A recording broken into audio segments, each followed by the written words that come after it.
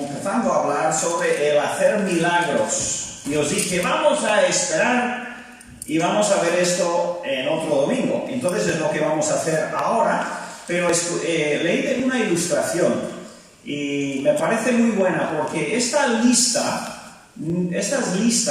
las dos que hemos leído en 1 Corintios y Romanos, no son listas específicas de categorías fijas, sino que son generales.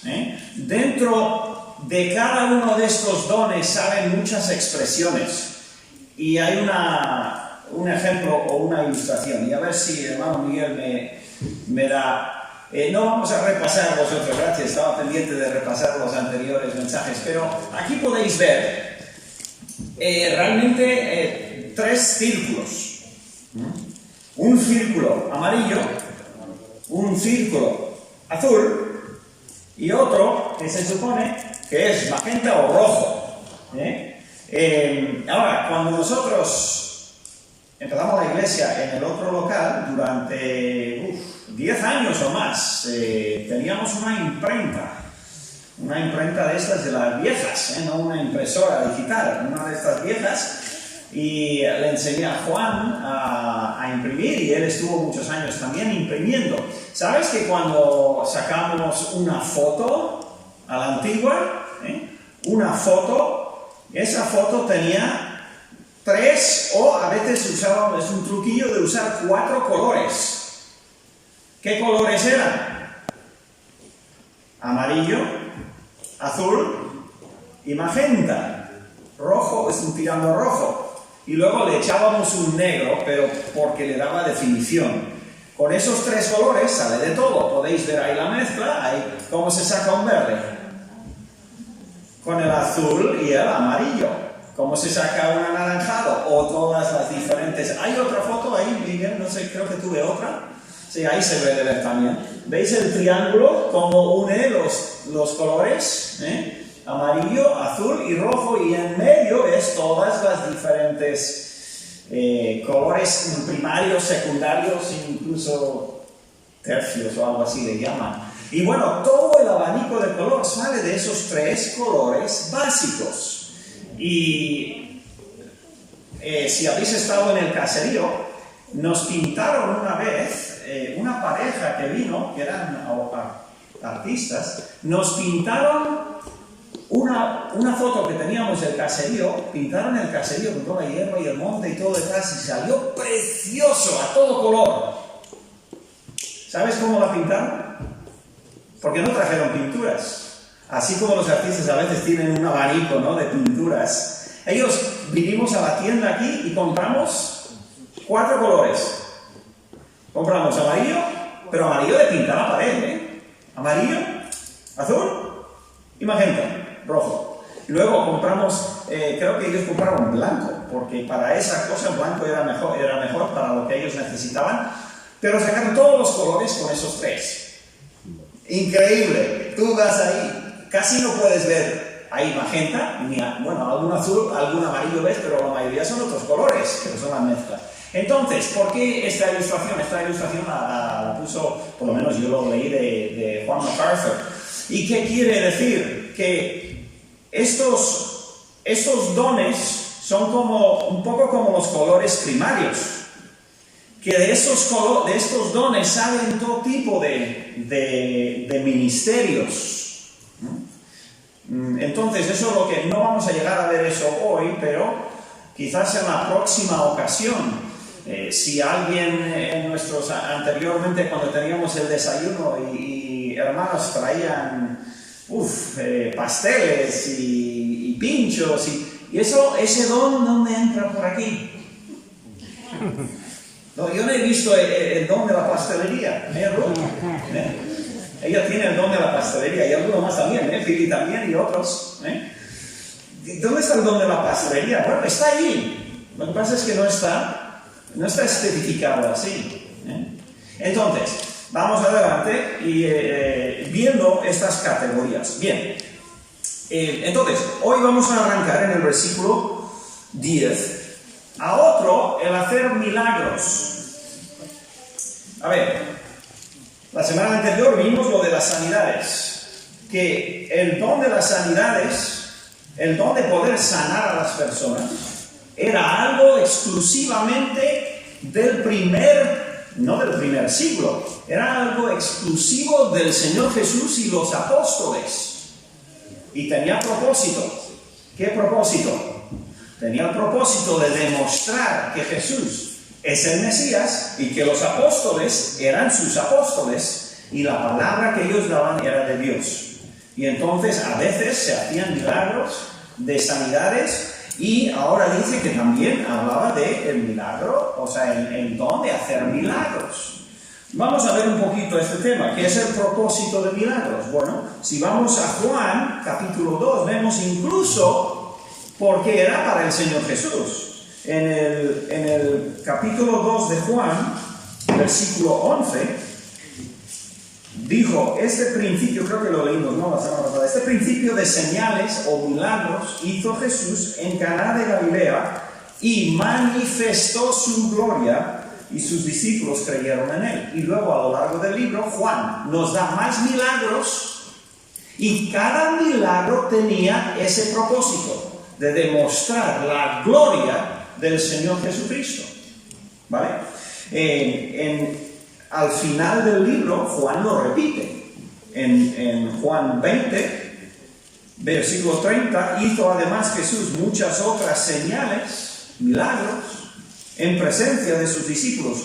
¿Qué otros? Otros que no los puso él en su libro, los cuales no están escritos en este libro, o escritas. Pero estas se han escrito para que creáis que Jesús es el Cristo. El Señor no iba haciendo milagros, sanando a la gente, para decir, mira, aquí estoy yo, os voy a entretener un poco. No, tenía un propósito muy definido en hacer milagros, y era demostrar que Él era el Mesías, que Él era el Hijo de Dios, y tenía el poder que Dios tenía. Luego dice, para que creáis que Jesús es el Cristo, el Hijo de Dios, y para que creyendo tengáis vida en su nombre. Y los milagros del primer siglo o de la primera generación, porque no llegas al final del siglo, llegas al final de la vida de los apóstoles. Esos milagros, ¿qué propósito tenían? El mismo propósito que aquí en Juan. Tenían el propósito de que la gente creyese en Jesús a través del mensaje de los apóstoles que estaban dando, que eran personas que habían estado con el Señor Jesucristo. En Hechos, el siguiente capítulo, versículo 2, versículo 22, mira lo que está diciendo Pedro. Escucha lo que dice Pedro en su mensaje, su primer mensaje. Varones israelitas, oíd estas palabras. Jesús, Nazareno, varón aprobado por Dios entre vosotros, ¿cómo? Con las maravillas, prodigios y señales que Dios hizo entre vosotros por medio de él, como vosotros mismos sabéis. Entonces, el mismo Pedro dijo, todos esos milagros que hizo el Señor Jesús tenían como propósito demostrar que Él era el aprobado por Dios, Él era el Mesías, Él era el ungido. ¿Bien? Si entendemos esto, ya no tenemos problema con el hecho de que hay algunos de los dones del que ellos hablaban en el primer siglo que ya no existen, porque a través del Espíritu Santo nos llegó la palabra de Dios. Y entendemos, esto es muy importante, hermanos, importantísimo, porque si no se entiende esta verdad, uno fácilmente se puede desviar hasta lo más loco dentro de lo que es la religión. Si no entendemos que la palabra de Dios es todo lo que necesito para agradar a Dios, si yo creo que todavía me hace falta que Dios nos enseñe nuevas verdades fuera de la palabra, nos abrimos a cualquier cosa. Y créeme, miles y miles de personas, incluso de iglesias, se han ido desviando porque no tenían claro que este libro contiene todo lo que necesitamos para agradar a Dios. No hay más. Por lo tanto, ¿quieres conocer mejor a Dios? No tienes que decir, Señor, dame una visión o escríbeme algo. No. ¿Cómo podemos conocer mejor a Dios? Señor, muéstrame todo lo que tú eres aquí. El hermano Walter me ha estado hablando estos días de que está leyendo la primera epístola de Juan. Pequeñita, tiene 5 capítulos. ¿Y cuántas veces lo has leído, sabes? 15, vale, unas 15 veces, está leyendo seguido, una y otra vez. ¿Y sabes lo que pasa? Yo lo he hecho en el pasado con otros libros, hasta 50 veces. Sin nada, simplemente leer. Y dices, pero qué tontería, ¿no? Imagínate que te da un periódico y encuentras un artículo y lo lees 50 veces. ¿Eso qué es? Eso es una locura.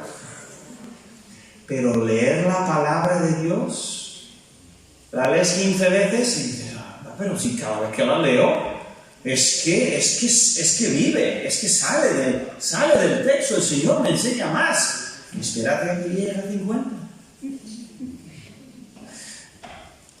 Y yo he leído la palabra de Dios, de Génesis a Apocalipsis, no te voy a decir cuántas veces, muchísimas veces. Y cada vez me encanta más. Y cada vez digo, me quedo como así de pequeñito, porque es que es tan grande la palabra. Es tan importante entender eso.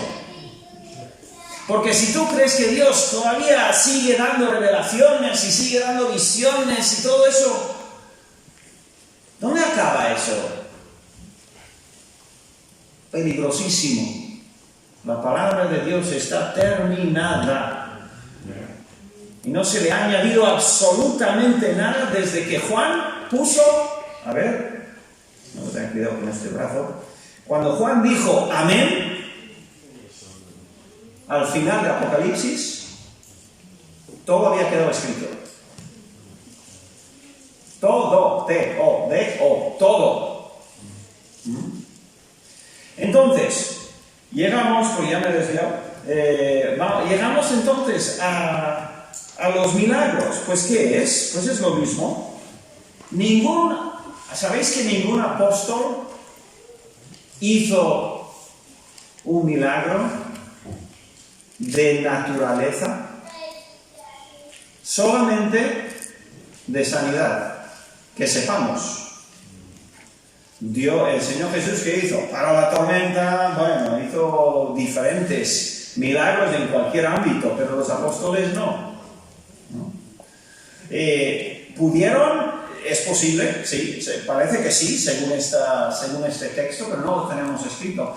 Y al final no era importante. Y Pablo mismo lo dice más adelante, dice, ¿sabes qué? Es mucho más importante saber decir y compartir la palabra de Dios, que cualquiera de esos dones tan grandes que buscaban los de Corinto, ¿vale? Entonces, el versículo 10, y otro el hacer milagros. Seguimos a otro, profecía. ¿Qué piensas cuando digo la palabra profecía? Predecir el futuro. Muchas veces, ¿Profecía qué es? Profecía es predecir lo que va a pasar. ¿Sí? Y no.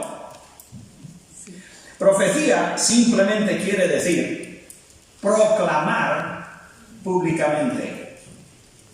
Profetizar quiere decir publicar, hablar, predicar. A veces sí quiere decir predecir el futuro, pero no siempre. De hecho, ahora nunca. ¿Habéis oído de varios que en estos años, el año pasado y el anterior, predijeron quién iba a ganar, por ejemplo, las elecciones de mi país? Eran creyentes, o por lo menos lo dijeron. diciendo, ay, pero ¿qué estás diciendo? Como siempre es importante entender el contexto. La gran mayoría de lo que dijeron los profetas no lo tenemos. Solamente tenemos de Isaías lo que escribió. Solamente tenemos lo de Jeremías, lo que escribió. Predicó durante 40, 50 años algunos de estos. ¿Es lo único que dijeron en el libro que tenemos?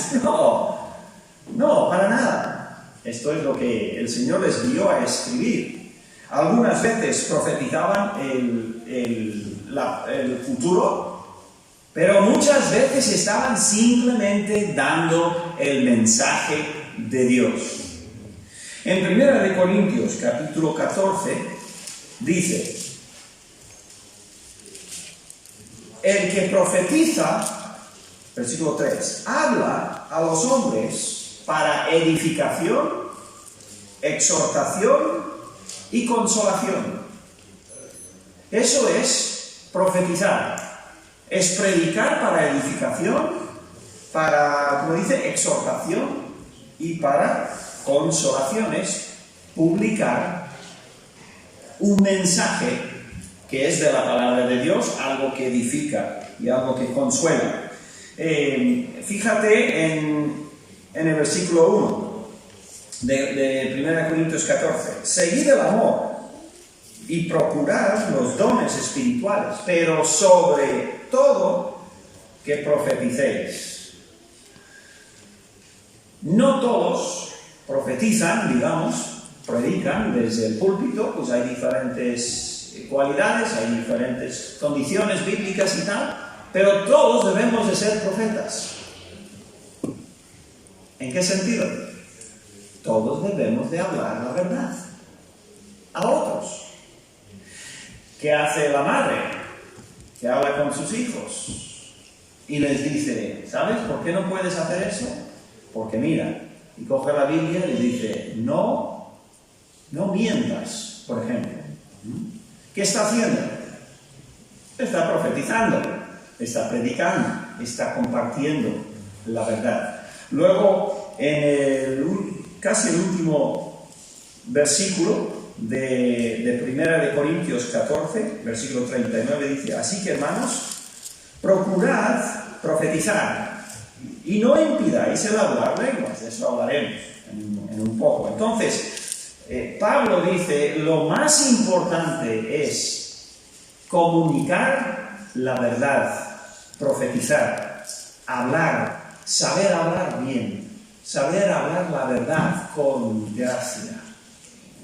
Qué difícil es a veces. Bien, entonces, el don de la profecía, pero es un abanico, es uno de los colores primarios, se ejerce de muchas maneras, ¿vale? Luego dice, discernimiento a otro, discernimiento de espíritus. ¿Qué es el discernimiento de espíritus? Satanás es un gran engañador, es el gran engañador. Y en 1 de Juan, capítulo 4, versículo 1, nos dice que todos debemos de ser capaces, a ver que lo busque, todos debemos de ser capaces de identificar a los falsos profetas. Fíjate lo que dice 1 Juan 4. Amados, no creáis a todo espíritu, sino probad los espíritus si son de Dios. Porque muchos falsos profetas han salido por el mundo. Y luego nos da instrucciones de cómo distinguir entre el profeta bueno, profeta de Dios, y uno que no lo es. Pero todos debemos de tener discernimiento. Pero a algunos Dios les da mayor discernimiento que otros. Es evidente. A veces escucho a algún hermano que igual nunca jamás se pondría detrás del púlpito. No le pongas a dar un devocional porque no. Pero ¿qué discernimiento tiene sobre lo que está bien y lo que está mal? Es el don de discernimiento. Una mujer, una dama del Señor, puede tener discernimiento y es una capacidad especial que Dios le da. Y también, como los colores primarios se expresa de diferentes maneras. Son hermanos que identifican a los falsos. Qué importante, ¿verdad? Entender quién viene como lobo entre ovejas. Saben distinguir las mentiras del maligno. No tragan todo lo que escuchan o lo que leen, sino que saben discernir esto no creo yo que es del Señor, y lo entienden y lo comparan con el Señor. Distinguen las sectas, las doctrinas. Yo creo que muchas veces las personas con este don terminan escribiendo libros. ¿Cuántos no nos hemos aprovechado? ¿Cuántos no hemos sido bendecidos por libros de la librería? Igual me he comprado de Nelly o algo así. ¿Quiénes de aquí tenéis algunos libros que os han sido de grandísima bendición? ¿Sí? ¿Hay algunos? Sí, ¿verdad? Muchos, casi todos. Porque normalmente esa persona ha tenido discernimiento en algún área y ha podido escribir un libro sobre ese tema. Hay un libro muy bueno por John MacArthur acerca de las lenguas. ¿Cómo se llama? Fuego extraño, ¿verdad? Lo tenemos o lo creemos sobre todo ese movimiento de las lenguas en círculos carismáticos, incluso en algunos evangélicos ha entrado. Y bueno, vamos entonces adelante porque tengo que terminar. Ya se ha ido el tiempo. Dones de milagros, de profecía, discernimiento de espíritus, y luego dice diversos géneros de lenguas y a otro interpretación de lenguas. Este tema, por supuesto, puede generar muchísima controversia, precisamente porque es un área donde Satanás ha tenido muchísimo movimiento. La mejor definición de las lenguas de las que habla se encuentra en Hechos capítulo 2. Bueno, no vamos a leer 5 al 12, donde los apóstoles y los discípulos hablaban, ¿qué? Idiomas que ellos no conocían. Y la gente escuchaba en su propio idioma las maravillas de Dios. ¿Dónde estaba el milagro? ¿En el escuchar o en el hablar? ¿O en medio o las dos cosas? No sabemos exactamente. Lo único que sabemos es que pudieron comunicar la verdad a personas que no entendían su idioma. Y otra vez, a ver si lo tengo aquí. Otra vez estamos hablando de una señal, de un milagro. Eso es un milagro, ¿vale? Es un milagro. Es una señal para verificar, confirmar que los discípulos eran de Dios. Era un milagro que los incrédulos quedaban atónitos, escuchando las maravillas de Dios en su propio idioma, y les confirmaba, les certificaba que eso era la verdad. No eran bobadas que no se podían entender, no eran cosas incontroladas, porque Satanás tenía y tiene muchísimas de esa clase de lenguas donde la gente habla un montón de ruidos que nadie entiende, nadie es edificado, nadie entiende nada. Y Pablo mismo dice, es que si viene alguien y os escucha, dirá que estáis locos. Con razón, ¿no? Porque no tiene sentido. El propósito de estos milagros en el primer siglo antes de la Biblia era de demostrar de certificar el mensajero y el mensaje del mensajero. Uno de los capítulos que hay que tener en cuenta para el tema de las lenguas es, por supuesto, 1 Corintios 14, que no lo podéis leerlo por vuestra cuenta. Os recomiendo altísimamente ese libro, que explica muy bien el tema, pero tenemos en el capítulo 14 un montón de instrucciones. ¿Por qué? Porque los corintios, como vimos antes, hace unas semanas, Corinto era una ciudad increíblemente confundida de todo, y ahí había absolutamente un caos, un circo religioso mezclado fornicación y los ídolos y sacrificios, y era un desastre. Y los creyentes, las personas que aceptaban a Cristo salían de un caos, y Pablo tenía que certificar y aclarar muchísimas cosas. Él decía algunas cosas en el versículo 22, así que las lenguas son por señal, no a los creyentes. Estoy leyendo. No a los creyentes, sino a los incrédulos. Ahí ya tienes eso ya elimina una gran parte. No es una señal para creyentes, no es para demostrar aquí estoy yo, no, es para los incrédulos. Y en el versículo 27 nos dan más instrucciones sobre que Pablo daba a ellos, para que ellos viesen, no, es que eso es falso, es que eso es del mundo, eso es satánico, eso no es cierto. En el versículo 27, debía haber como máximo 3 por culto. Yo no he estado en un culto donde se hacían estas cosas, pero yo entiendo absolutamente que nunca son 3. Además, dice que cada uno por turno. 1 por 1. Además, tiene que haber alguien que entienda lo que se está diciendo.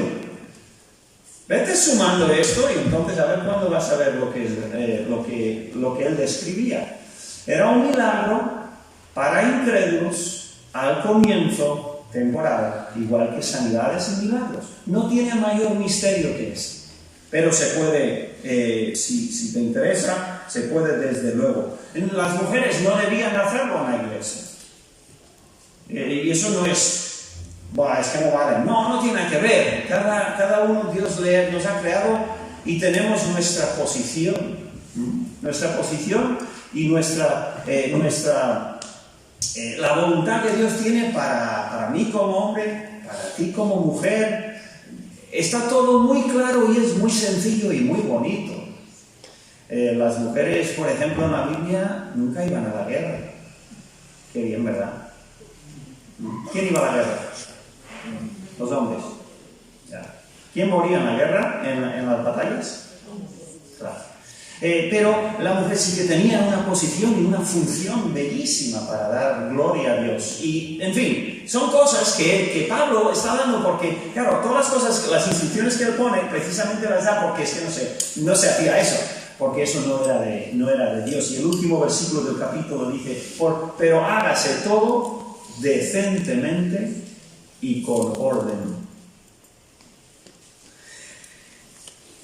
No he llegado a Romanos, y tengo que parar, pero retomaremos y empezaremos en Romanos, porque en Romanos sí que lo mira de otra forma, nos enseña de otra forma y se pone mucho más práctico todo el tema de los dones.